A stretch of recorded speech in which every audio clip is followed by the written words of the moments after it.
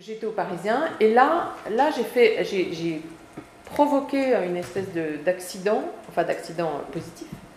Mais donc, avec mon mari, Denis, on a décidé d'écrire un livre.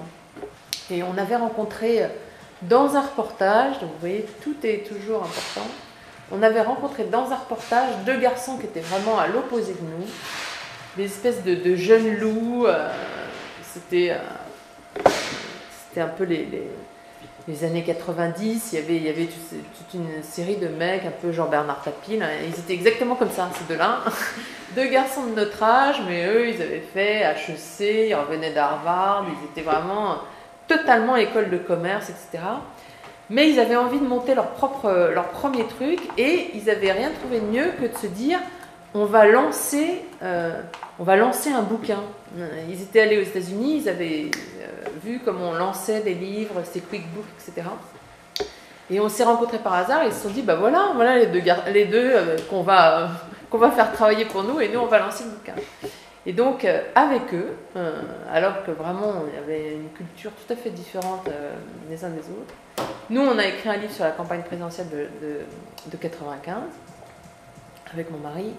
Et eux, ils nous ont édité. Et ils nous ont édité, ils ont tout organisé, ils ont fait un business plan incroyable. Enfin bon, bref, on a imprimé dans la nuit même de l'élection présidentielle et on a distribué nous-mêmes. Ils avaient d'abord loué des tas de camions dans la France entière, mais dans Paris, on a distribué nous-mêmes. On avait un scooter et on a distribué nous-mêmes notre livre le lendemain de l'élection présidentielle, où dans le livre était racontée la dernière nuit de Chirac. Et en fait, miracle, on a fait un best-seller. Et donc, mais parce que, bon voilà, comme ça. Et donc, en fait, c'est comme ça qu'on s'est fait connaître, vous voyez. Après, la suite, c'est plus rapide, si vous voulez, mais c'est comme ça qu'on s'est fait connaître. Donc après, lui, il était journaliste économique et il a pris la tête d'un magazine sur les vins parce que c'est son dada. Bon, et moi, j'ai continué dans mon truc. Mais voilà, donc comme quoi, après, il faut quand même beaucoup utiliser il faut multiplier les expériences. Si je devais vous donner un conseil, que vous ne me demandez pas, mais je vous le donne quand même, il faut multiplier les expériences, il faut multiplier les rencontres, jouer des hasards, parce que vraiment, ça c'était vraiment un hasard. Vraiment un hasard. De la même façon que on a rencontré aussi dans une queue de cinéma Jean-Michel Apathy, qui à l'époque n'était rien. C'était un ancien vendeur de voitures.